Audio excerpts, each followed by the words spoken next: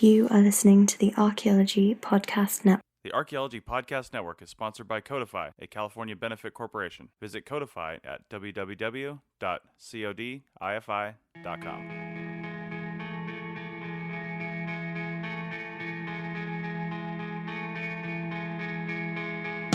Hello and welcome to the Archaeology Podcast, Episode 7. I'm Chris Webster. And I'm April Camp Whitaker. On today's show, we are going to be interviewing archaeologist Colin Amundsen about his blog and podcast, Cooking with Archaeologists. Let's dig a little deeper.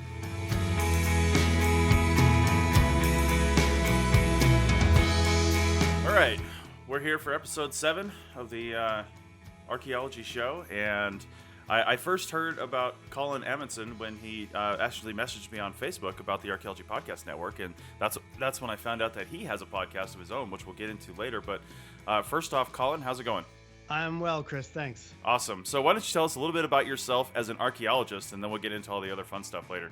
Okay, I'm an archaeologist. I studied, when I was doing my PhD, I focused in on zoo archaeology. So I worked in Norway from starting in 2001 when I did my PhD project up in the Arctic region of Norway.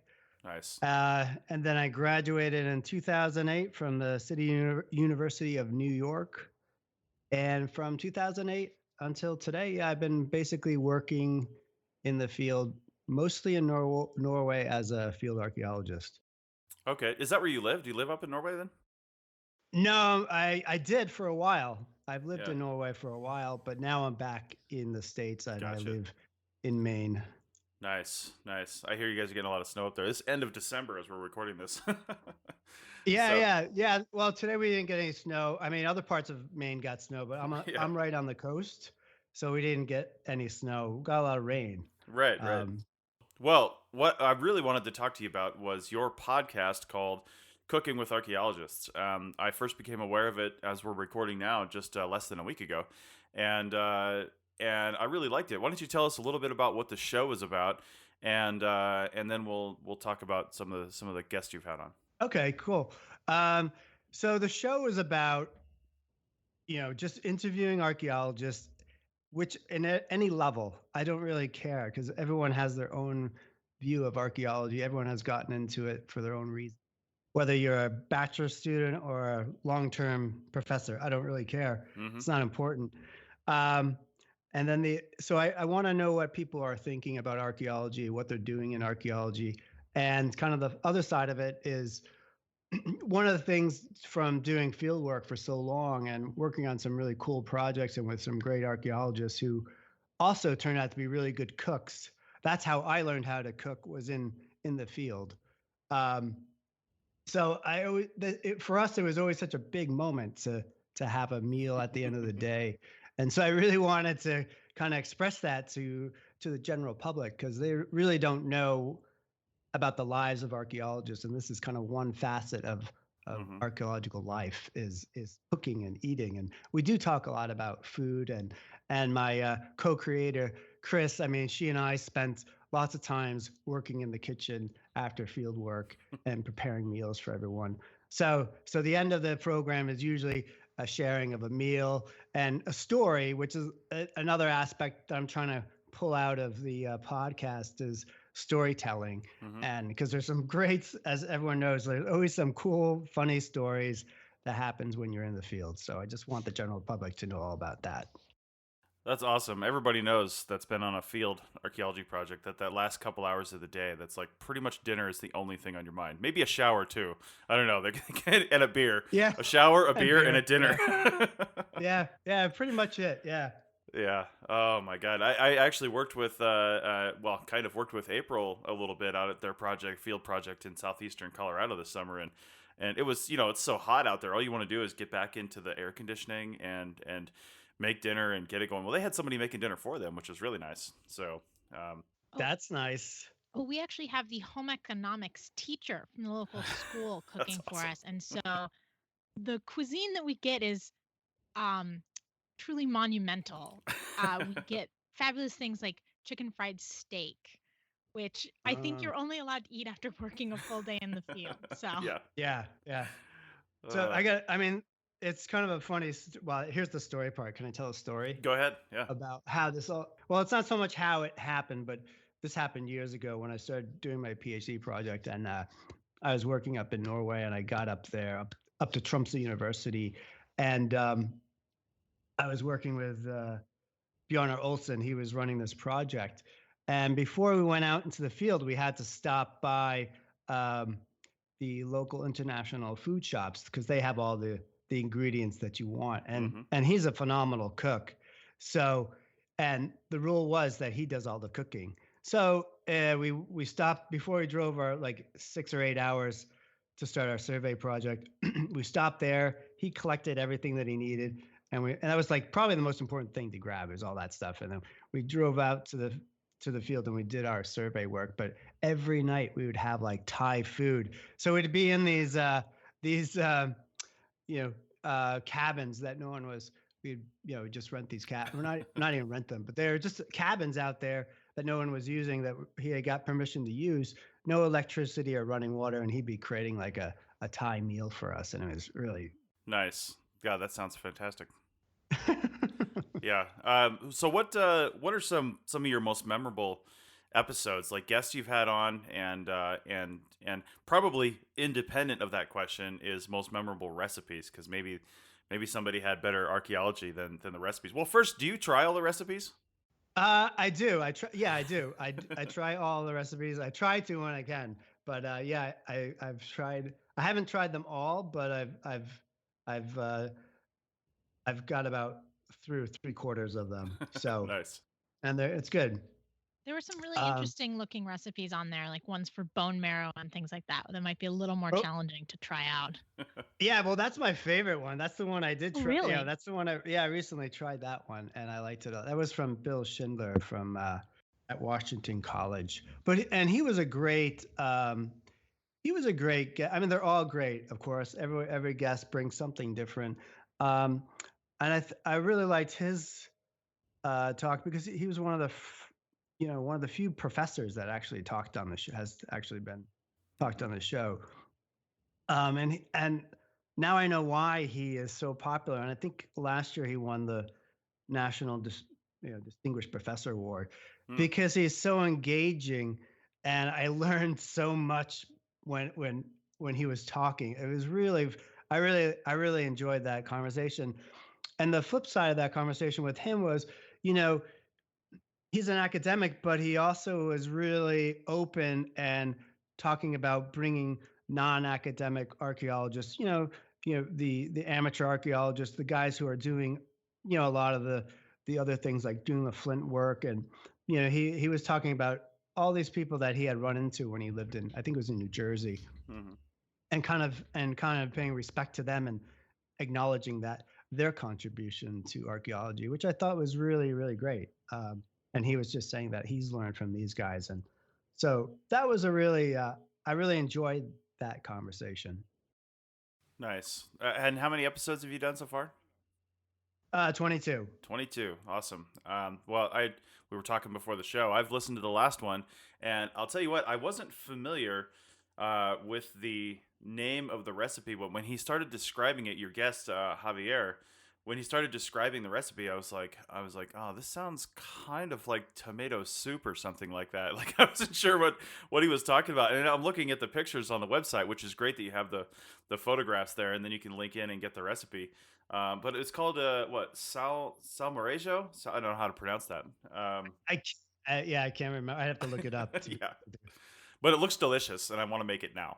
So yeah, that one I have not made yet, and I'd like to. And it was interesting because you said it sounds like tomato soup, and he was saying, I'm not sure if it's in the podcast or not, or after, the kind of the post podcast when you're chatting afterwards. Right. And he was saying that his American colleagues were saying, "Oh, it's just like tomato soup. Here, try some tomato soup." And he tried it and he said it was good, but he's like, it's not at the same level. Right. Those are my words. Those probably weren't his words, but he was basically saying, yeah, it's a little different than what he's introducing and sharing with us.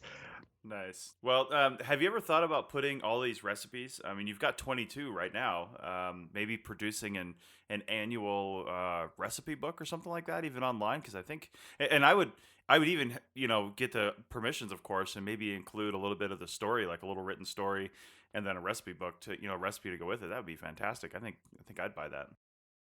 Yeah, I mean that's kind of actually that's funny you bring this up because that's actually the original idea was Mm-hmm. um, was going to go that route, and I was talking with a cousin of mine, and he publishes he's a writer and he publishes children's books, and he suggested that I start with a blog first, Mm-hmm. and he said, and he worked as an editor for years, and he said, they get tons of cooking books and things like that, so why don't you create? He suggested create a following and see how that goes. And originally I had started off with the blog, and it's really hard to get people to write stuff. So I felt like it's way easier to get people to talk. People love to talk, so it's That's just true. easier. So I went that route, and thinking that yeah, eventually I'll transform uh the podcast into some type of book, and Mm-hmm. I'll probably it probably have to do self-publishing or something. Mm-hmm. Whichever way, I have no idea right now how I'm going to do it, but yeah, that's definitely on the Yeah. agenda. It seems like Amazon's print-on-demand service, where you pretty much do all the work, or maybe for a couple $100 hire an editor, to sort it all out. But their print-on-demand service sounds like a good way to go because you don't have to have like 300 of them printed and then have them sitting in your garage and worry about selling them. You just have them online, and then I actually got a book from an archaeologist that did that up in Canada just like 6 months ago, and it's freshly printed. Right when you hit the purchase button, it prints, binds the book. It's an actual book, and then sends it to you. And it says it has the copyright date, but it also has the printing date in there, which I thought was pretty cool. Oh, that's So really cool. I'll check yeah, that out. yeah, it was pretty neat. Because usually in academic publishing, anyways, you have to do all the work anyways. Right. I mean, I remember it's like we did a book some years ago, and yeah, we had to do everything. And Hmm. I was thinking to myself, who's winning out of this deal? Well, and not only that, but I mean the cut that you end up getting. I mean, I wrote a book for Left Coast Press, which is now owned by Routledge, and I mean, I get like 8%. You know what I mean? Right, and this isn't Harry right, Potter, so I don't have the heavy book sales that really make that 8% worth it. But right. I mean, we all do this because we love it, right? But it's nice to see a little bit of a kickback, and I think self-publishing is probably the way to go in 2017. It's way easier than it used to be. So, but Yeah, true. yeah, but this is about archaeology. So, how do you? I'm curious as to how you. I mean, you've probably got a pretty huge network, given where you've worked and what you've done, of people that you can call on. But how do you decide who you're going to do on an interview? Do you think about the recipe first, or do you think about the archaeology first, and then ask them if they've got anything fun that they cook? It's whoever answers the email. I know that game. Whoever answers that email. Um, and generally, what I find, this is just advice for everyone, even whatever you're doing in Mm-hmm. life. Using your network helps, and then using people. What I usually do is I ask whoever I've interviewed, I ask them for contacts, Mm-hmm. and that makes the intro a lot easier to whomever I'm going to contact. So, um, and that's happened a lot in several cases with this podcast. Is just using when I have my contacts, and Mm-hmm. it's funny though when you contact people who think that you're close with or you've known for years and they don't get back to you, then you realize okay, maybe we're not so close. Um, Right, right. but generally it's yeah, just using a network. And I've tried some cold calls, cold emails, and Mm-hmm. that's worked. Uh, you know, maybe 50% of the time, and then and sometimes it doesn't work. Whatever is going on in people's lives. I mean, Mm-hmm. a lot of people just don't want to do it. I do notice though that there is an age difference on the people who accept Yeah. going on the podcast. I think younger people, younger academics are more open to this type of format. I've reached out to older archaeologists, and yeah, some of them haven't really been that interested in it, because it's a little bit, maybe it's a little bit more foreign for Hmm. them.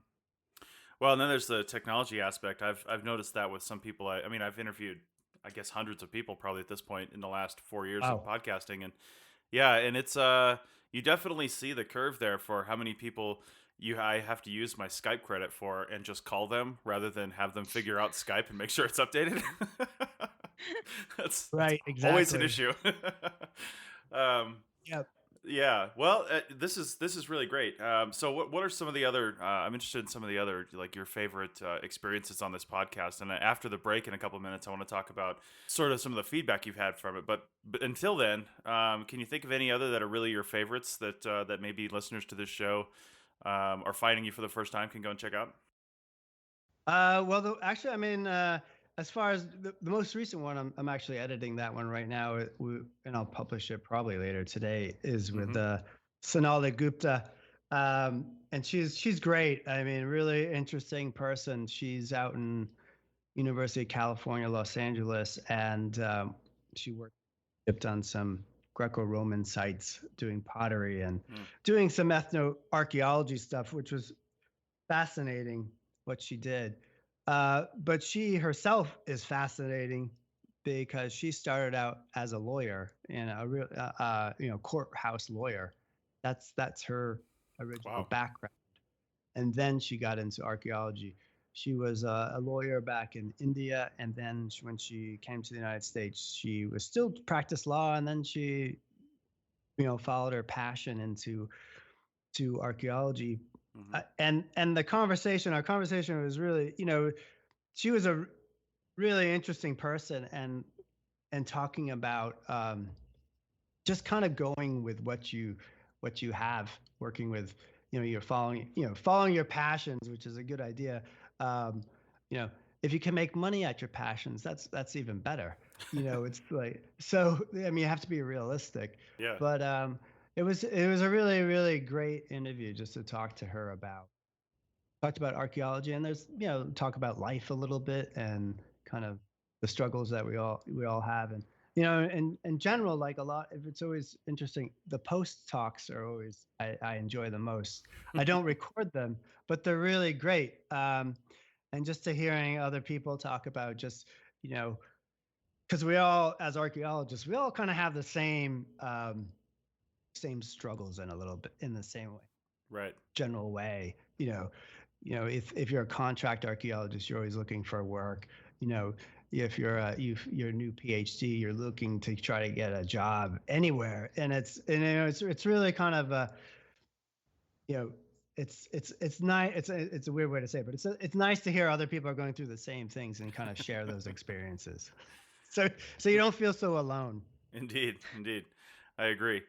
All right. Well, we're gonna go to a break real quick, and when we come back, we'll talk about a little more of your motivations behind this, and maybe some of the feedback you've received from it. All right. Back in a second.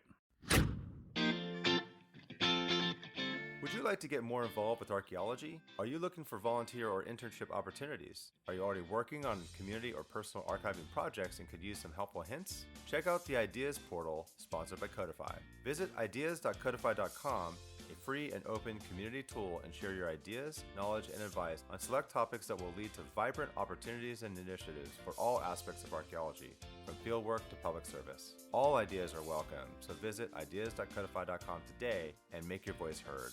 That's ideas.codify.com.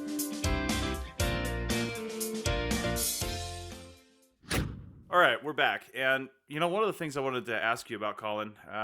First off, I just started teaching with the Center for Digital Archaeology. We've done one webinar on this so far, but it's called the webinar is called Podcasting for Archaeology, with a focus on really how easy it is to get started, depending on what you want to do, and then the public archaeology benefit that you can get from that, because podcasts are accessible to everyone, and they're 99.9% of the time free. There are some paid ones you can get out there, but all the stuff you find on iTunes, Google, whatever, they're all usually free. So they're really accessible for the whole entire planet, as long as you can hear, which is one thing. There's the deaf people out there. There are transcription services so they can read it, but most people can hear, and they can get good benefit from your podcast. So I want to hear, when you decided that maybe a podcast was the way to go, what was the route you took to that? Did you already have some gear? Did you have to go out and buy some stuff? What was your setup and learning curve for that? Yeah. So, well, like I said earlier, what really pushed me to going towards podcasting is the fact that it was really hard to get people to write stuff for the blog. And the other side of it is I really like talk radio. Like I love talk radio. I could listen to talk radio, all types. I don't really care what it is. I'll listen to it.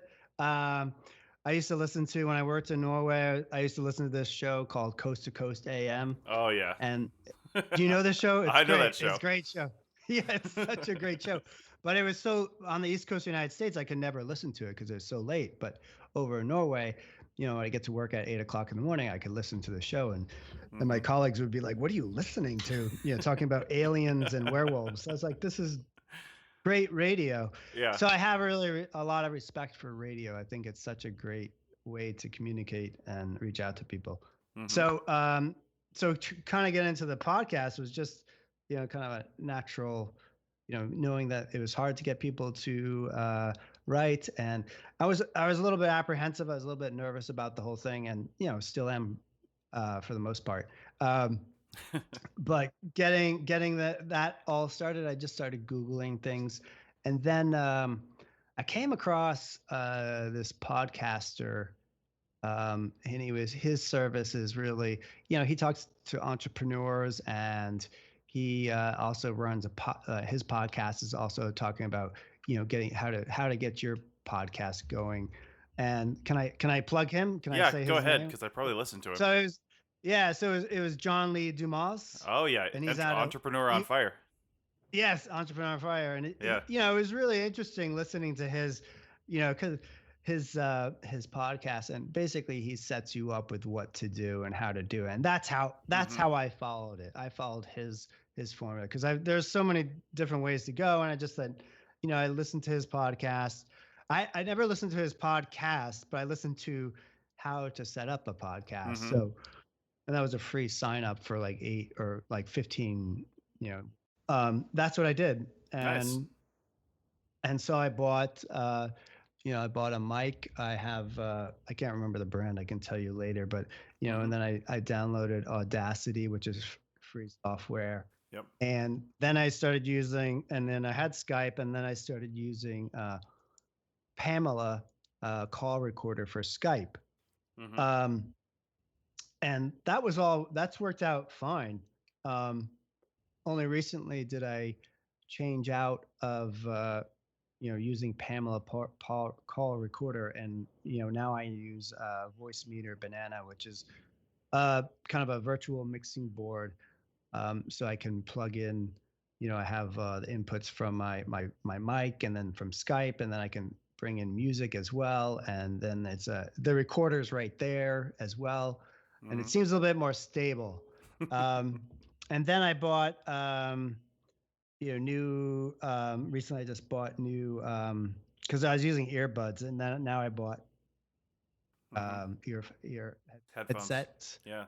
Yep. And I bought a boom, and I don't know what it's called, but that there's a thing between the mic and me. It's like your pop filter. Pop filter, exactly. Yeah. And that's been the best thing. Actually, the pop filter, that blew me away.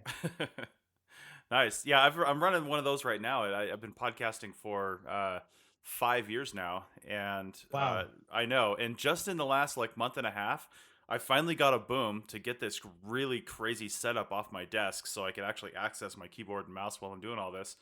Yes. And I mean, my God, I can't believe how long I waited to do that. And the boom actually came with a pop filter that I can stick in front of the mic, and so I've only been doing that for about a month. But that's kind of the whole point of all this is, you did a little bit of research and you bought a little bit of gear. You don't have to buy that gear over again. The initial outlay is as much. I mean, you can spend thousands of dollars, or you can spend $100. I mean, it really just really just depends on how much you want to get into it. But I would say anybody that wants to try something like this, spend as little money as you can, because you can always upgrade later if it's something you want to keep going. Because it is, as you'll admit, Colin, I'm sure the biggest commitment to this is not financial, it's time. Because Exactly. yeah, I mean, every podcast, I think the one I listened to that you did last was just under 30 minutes or something like that. But that 30 minutes involves, sending out the emails, setting up the audio, the pre and post talking, and then, editing and show notes, and it's just all the things. Yeah.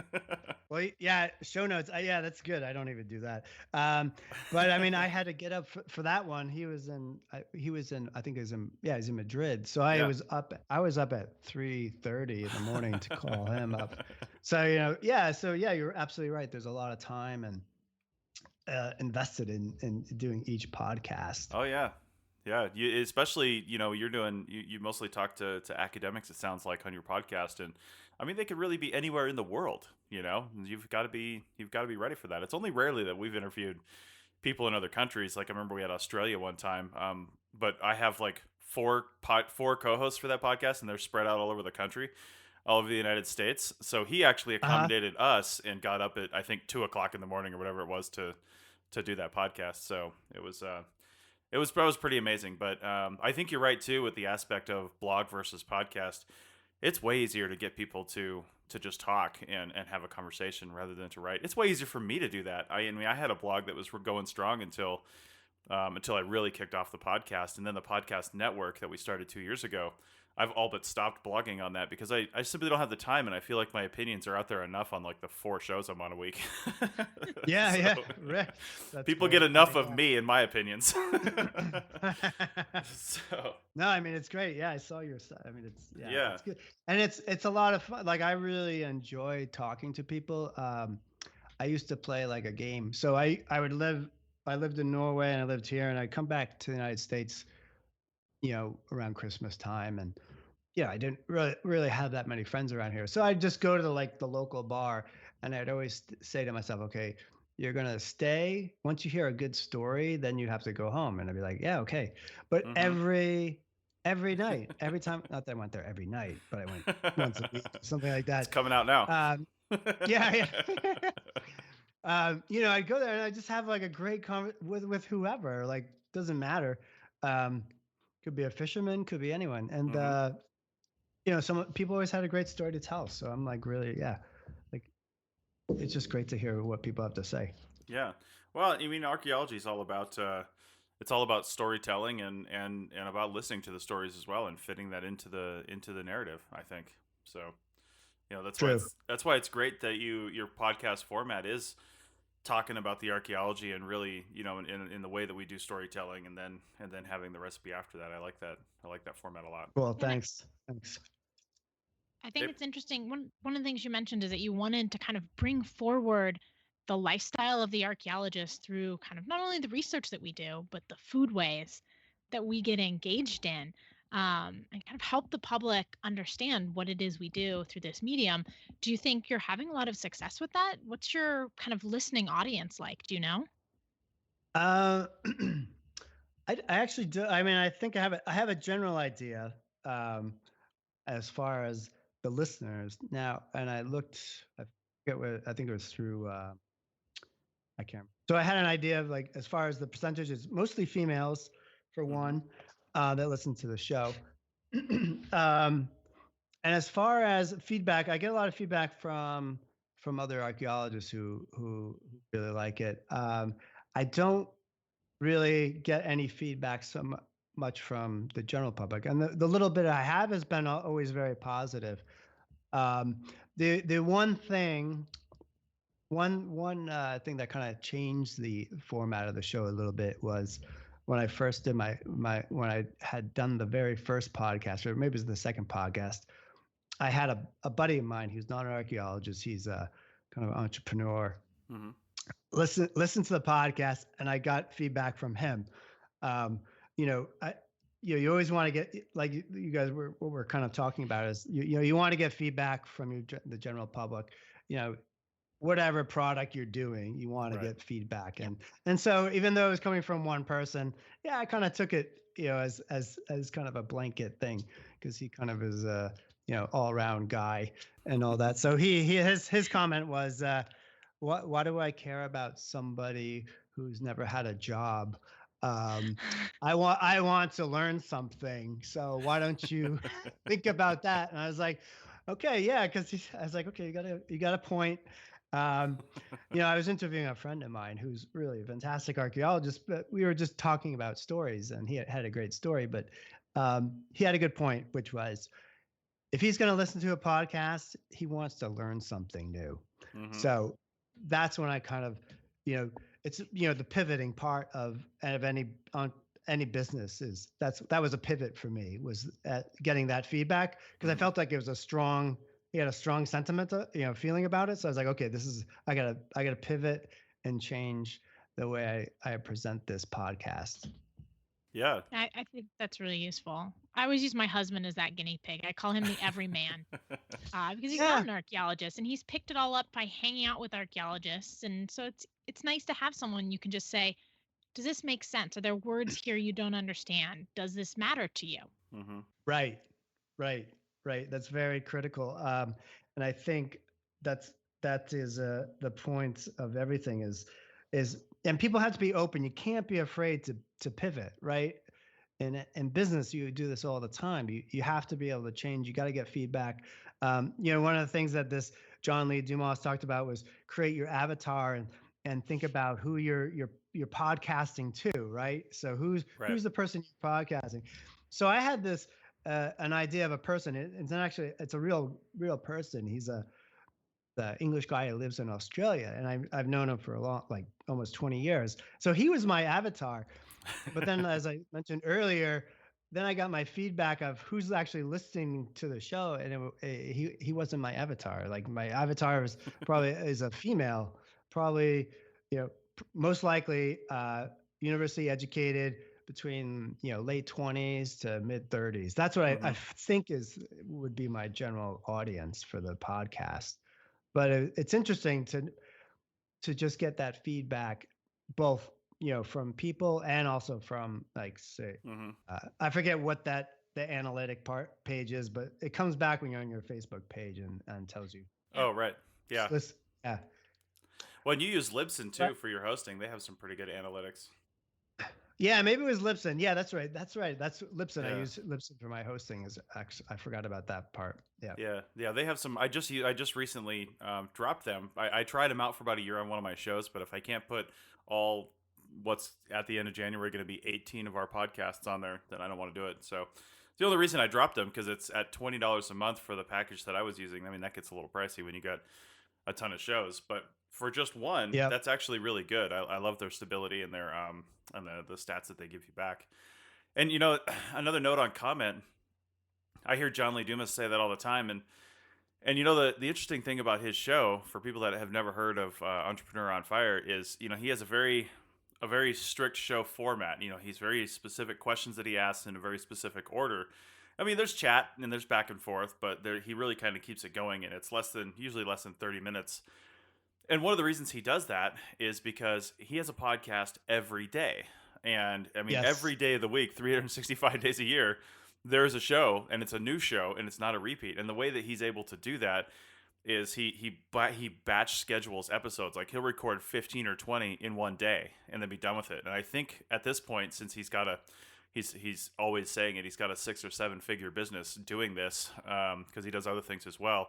I'm pretty sure he has an editor and somebody that does all that other hard work for him, and all he does is probably find the people and then do all the recording. And so that makes it a little easier. But going back to your comment about content, you want to learn something with your podcast. That's really hard actually for me to do, because and I appreciate yours comes out when you want it to come out. You're not on a strict schedule, which is actually really good, because then you can focus and you say, well, I'm not pressured to put out something that's subpar. I can wait until I have something I really like that's good, and then put that out to your audience. All of our shows on the APN are on a schedule, and that makes it tough to figure out who your audience for these shows are, and to find the right interviews and to find the right topics. Because, like, for example, when I'm on the CRM Archaeology podcast, I don't mind talking about jargon. I don't mind not explaining acronyms and doing different things like that, because I'm pretty sure our entire audience is CRM archaeologists. I mean, why else would you be listening to that crazy show if you weren't a CRM archaeologist? But this show, this show we intend for general audiences. So if a guest comes on and they are speaking about techniques or terms or something like that that I feel like the general audience might not know, I'll have them explain those sorts of things. So you really have to know, knowing who your audience is a really good exercise to think about. And then hopefully you get some analytics and some feedback like you did, and you can actually find out who your audience is, and then maybe, tailor your comments or the way you talk to them. I don't know if that makes any sense. Yeah, it does. And I was honestly trying to do what John Lee Dumas does, but I was doing it on like a weekly basis, and I took it as his advice, which was stack them all up. Oh, yeah. This was before I actually launched it, so I had like 10 ready to go when I launched, and it was great. Mm-hmm. And then you hit like then I hit like some snags, and it was just like, and then it's just like, then I went back into doing field work, and then I was just like wiped out like every day, and I was just like, oh my God, I got to do a podcast. And it was like, and I was trying to get one out once a week. And I've been trying to, that's what I've been really trying to do, but it's been very difficult. And, this autumn when I got out of the field, then I picked up some more work, and then it was just like, oh God. So, having a schedule, I think, is a good thing. And I'm actually trying to be on a schedule. It's just, it's not happening. April and I, but I commend you on you guys keeping your schedule, because that's great. I mean, that's what you really want to do. So I'm a slacker. Well, I'll tell you what. You're preaching to the choir, too. You really are. Oh, you're definitely preaching to the choir. We started with a backlog and have slowly worn it down. I think that's the nature of things like blogging and podcasting is you need to be regularly producing content in order for people to follow and kind of keep up on it. But it's actually really, really challenging to do that because we all have lives. And for a lot of us, this isn't our jobs. This is something we do because we enjoy it and we want to share. Chris and I understand. Yeah, good. We do. I mean, as if you're listening to this episode as the audience and you're listening to it on the day that it came out, it's mid-January, some time frame. I don't have the exact date on that. But, just to put that into perspective, right after we're done with this interview, April and I are recording another episode, which is coming out tomorrow, which will be December 30th, the 31st, December 31st, or New Year's Eve episode. We're doing these backwards just because of timing, but also because that's a more timely episode for that time frame. But when you're putting one out every 2 weeks, that backlog gets destroyed pretty quickly if you don't stay on top of it. So hopefully this episode with you will help us get back on track. Good. No, I'm happy. No. All right. Well, we're gonna take our final break real quick, and then we'll come back and wrap up this discussion with Colin all about cooking for archaeologists and podcasting and public archaeology. Back in just a second. All these things we make no apology are the study of archaeology, but we don't do dinosaurs. Did aliens build Stonehenge? Did the Easter Island statues walk? Did the Vikings colonize Midwest America? What does mainstream archaeology have to say about all of this? Listen to the Archaeological Fantasies podcast and learn about popular archaeological mysteries. Hoax or fact? Learn to tell the difference with Dr. Kenneth Fader and co-host Sarah of the Archae Fantasies blog. Check out the show on iTunes and Stitcher Radio and at www.archaeologypodcastnetwork.com/Archae Fantasies and get ready to think critically. Let's get back to the show. Funny beady blokes you will see are a staple of archaeology. All right, we're back, and something I wanted to ask you, Colin, last segment, but we ran out of time, was a little bit more about feedback. We talked about feedback a little bit and stuff that you've heard, but from a public archaeology standpoint, you mentioned your friend wanting to learn something from your podcast. Have you had anybody approach you that wasn't an archaeologist? It probably would be family and friends and things like that.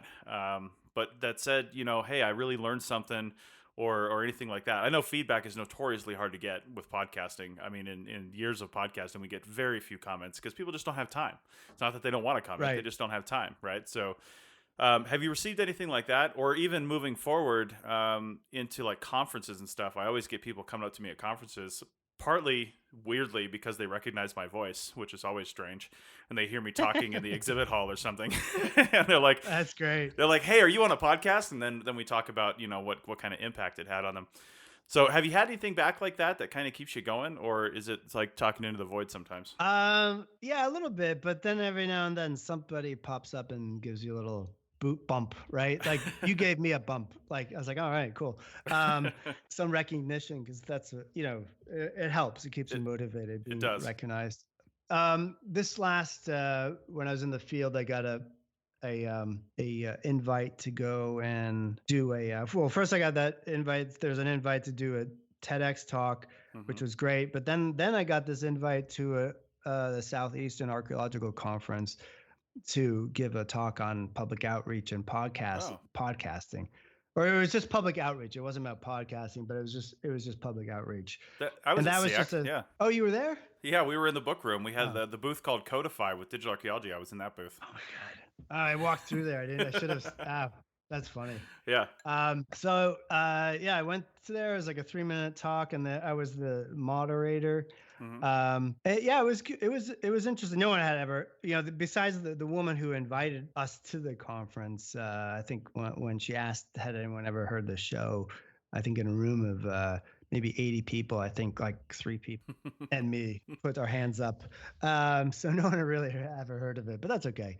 So that was like a nice, interesting interaction. And for me, it was because I never really viewed, for some reason, I almost don't view doing the podcast as public outreach. I almost view it as just, I mean, it is, but I just don't look at it. I you know what I mean? I just don't look at it that way. Because at this conference, I saw how other people are doing public outreach, and I was like, oh, that's really interesting. And I just felt like we're doing, it's a little bit different. I don't know what it is, but maybe because I enjoy it. Yeah. And I'm also used to, like, when I do excavation, we always have public outreach, and that usually involves, the public comes to the site and you give them a tour and they see stuff, and nobody really, unless you're up on speed on the history of the area or Viking periods or Bronze Age, Stone Age periods, you really don't know what you're looking at. It's just, it's just stuff. So that's generally been my introduction to public outreach, has been through excavation and having open days for school kids and things like that, which usually I end up just kind of either like slinking away and helping people park their cars or making coffee. So that's usually what I do. But I enjoy this medium of like talking to archaeologists. I mean, if you don't have somebody to make the coffee, what is really the point of being there, quite honestly? Yeah, exactly. Well, yeah. I mean, last time I was like telling the museum director, I was like, oh, I had all these lists of suggestions on how we could make it even better. So I know it is public outreach, but I just, for some reason, I just view it as just having fun and talking to people. Yeah. Well, I'll tell you. Go ahead. I was just gonna say, as far as feedback, any more feedback, or like you said, I don't really get a whole lot. Well, that's I of course don't let that keep you down. Like I said, we've got over 1,000 episodes total on the Archaeology Podcast Network now, and I could probably count the number of comments, on just a couple hands that we've actually received. And people just don't have time, like I said, so I don't take it as a personal offense. What I look at is that the number curves on our analytics are going up, which means people are listening and people are interacting. But that being said, I mean, I haven't checked the numbers yet today. I'm kind of waiting until tomorrow. Because I'm really excited about it, but we're on the pace to hit 40,000 monthly subscribers to the APN, and that's across all our shows, not just like one particular show. So right. Yeah, but even with those numbers, like we were at the Great Basin Archaeology Conference here in Reno back in beginning of October, and I chaired a session called Technology in the Archaeology in the 21st Century or something like that, and one of them was podcasting as public outreach, and that's one of the papers I gave. And I had a room of probably, 30 people, and I do this every time. I've presented on archaeology a lot of times at the SAAs the last few years, at different conferences, and I always start by asking people who knows what a podcast is, and most people these days raise their hand that they at least know what one is. And then I say, do you listen to any shows on the Archaeology Podcast Network? And even at the at the GBacks when we had, we were at about 35,000 monthly subscribers, like 4 hands went up.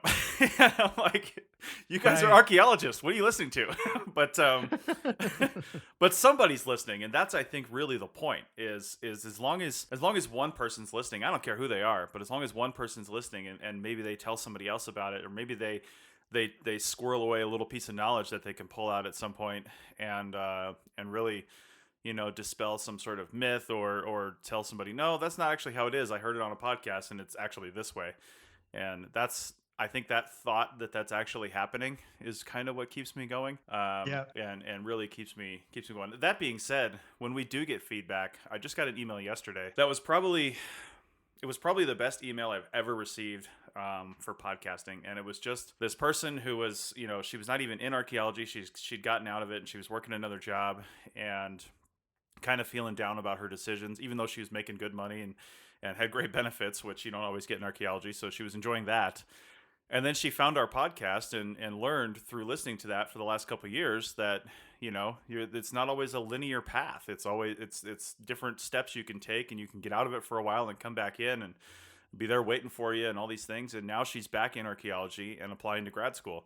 And it's because of listening to the CRM Archaeology podcast for the last couple of years. And I was like, that is fantastic. I love hearing that kind of feedback. But sometimes it takes a couple of years before you can get that kind of feedback. Yeah. No, that's great. That's a great story, I think. And I think what you exactly said is being archaeologists, like it's not a linear path. We all can't be professors at some Ivy League college, right? Right, I mean, right. the jobs aren't there. It's just Mm-hmm. So the openings aren't there. So you just have to make it.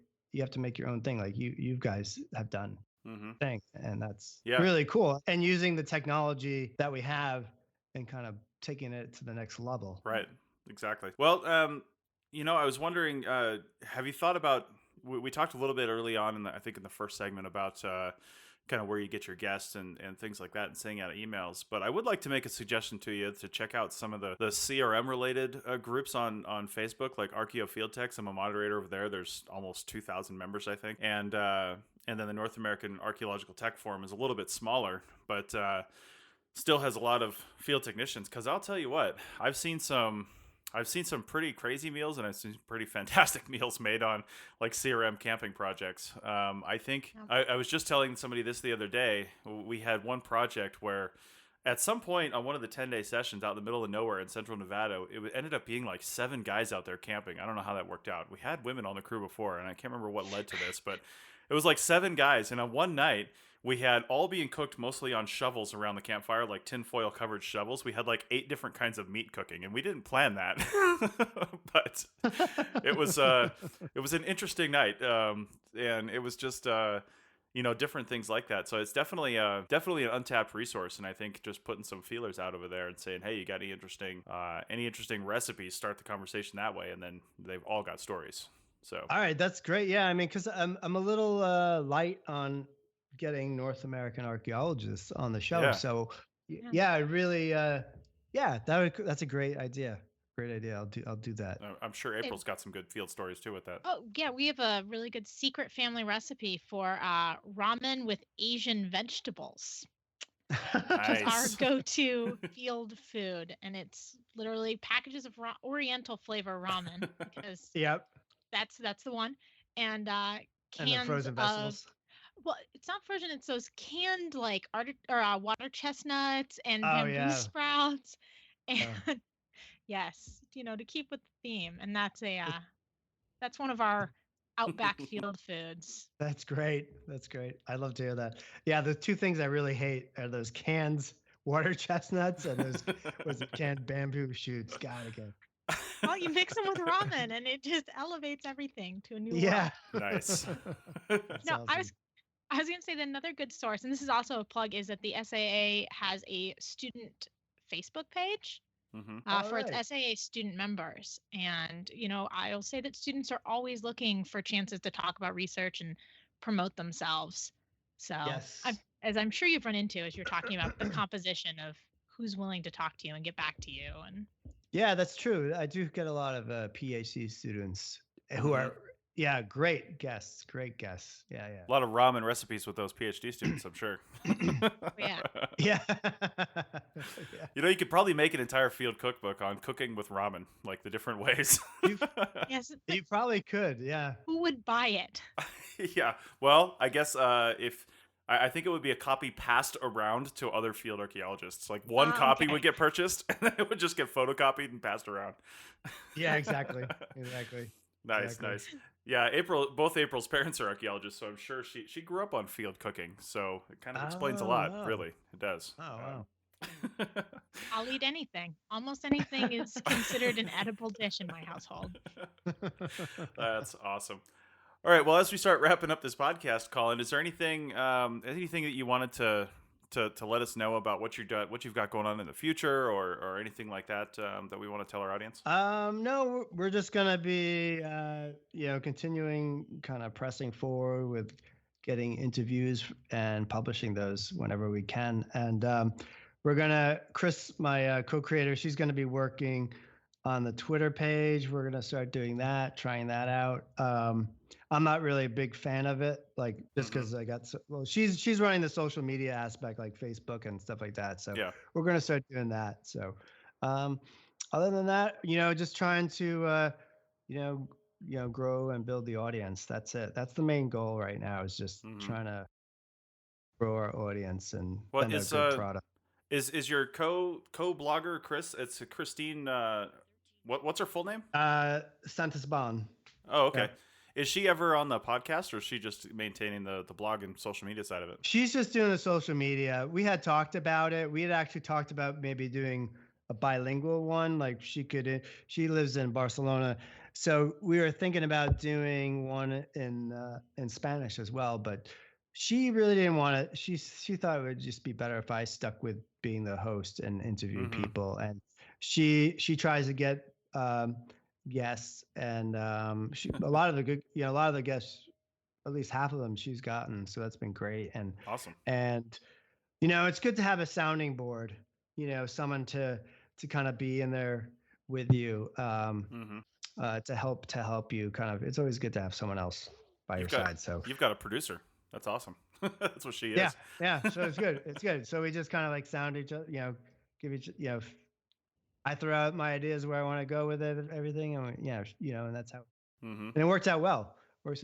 Nice. So we're just get more. It's just all about the content, right? So. So it's not your podcast, but one of the things you briefly mentioned is a TED Talk. Yeah. Is that something our audience can track down? Yeah, it's on YouTube right now. It just came out, and I guess you just have to Google my name. Yep, I found it actually, and if you're interested in watching his TED Talk, it's about 10 minutes, I think. And you can the link will be in the show notes for this podcast. Oh, awesome! Thanks. Yeah, that was really interesting. What do you think? What was the TED Talk experience like? I mean, I know it's a TEDx, so they're typically a little smaller. Was there a big audience? Yeah. No, it wasn't very. It was big enough. It was big enough for me. For some reason, yeah. I think it was like 150 people, so that was fine.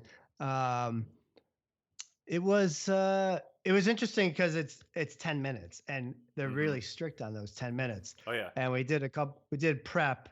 I prepped like a month a month at least, going back and forth with the organizers with it. And then the day before you have another prep, and they do change your stuff. I mean, some people they didn't, but a lot of people, I talked to the other people, speakers, and they said, yeah, they changed stuff around. So you're like, oh my God, you just rearranged everything. And so afterwards, you all went through the same experience. And so then there's like this really nice community feeling afterwards. And some of them were, the ones I saw, I mean, everyone was good. And I did manage to see a few of them, and I was what people do, how they do it, and how they present themselves in front of an audience, and the confidence that they have. It's really impressive.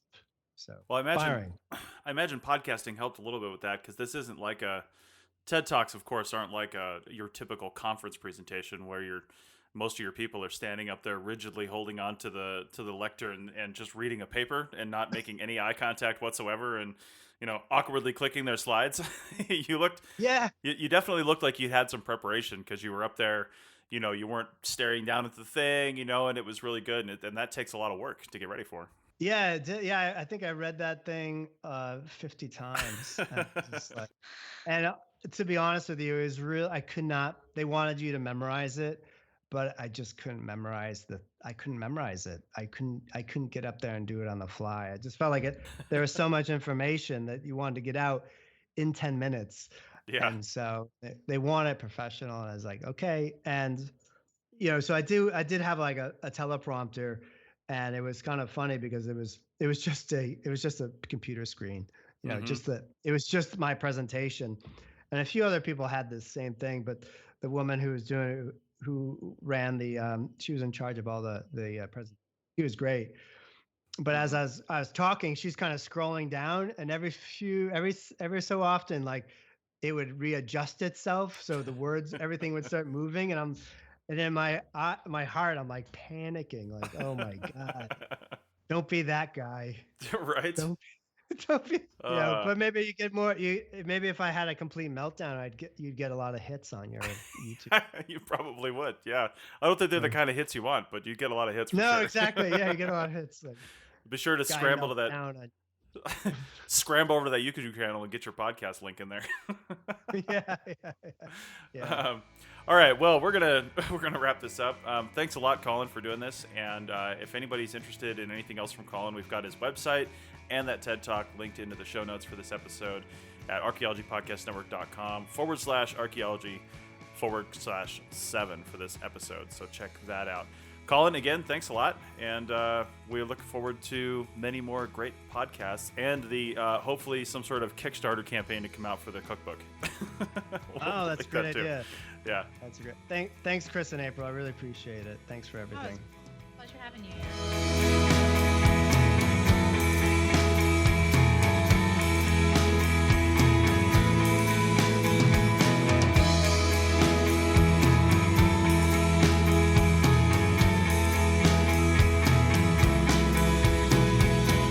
Thanks for listening to the Archaeology Podcast. We hope you enjoyed it. You can provide feedback using the contact button on the right side of the website at www.archaeologypodcastnetwork.com/archaeology. Or you can email Chris at archaeologypodcastnetwork.com. Please like and share the show wherever you saw it so more people can have a chance to listen and learn. Send us show suggestions and follow ArchPodNet on Twitter and Instagram. This show was produced by the Archaeology Podcast Network. Opinions are solely those of the hosts and guests of the show. However, the APN stands by their hosts. This show is edited by Christopher Sims of the Go Dig a Hole podcast. Go check it out. Check out our next episode in 2 weeks, and in the meantime, keep learning, keep discovering new things, and keep listening to the Archaeology Podcast Network. Have an awesome day.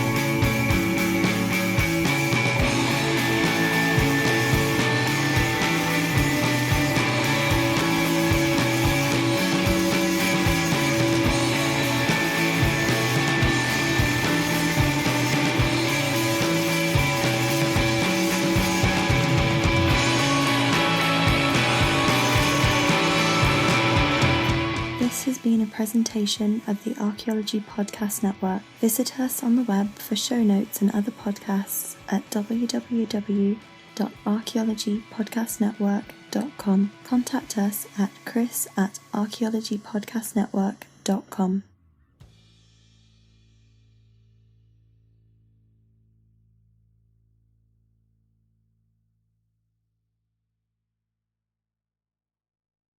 Thanks again for listening to this episode and for supporting the Archaeology Podcast Network. If you want these shows to keep going, consider becoming a member for just $7.99 a month. That's cheaper than a venti quad eggnog latte. Go to archpodnet.com/members for more info.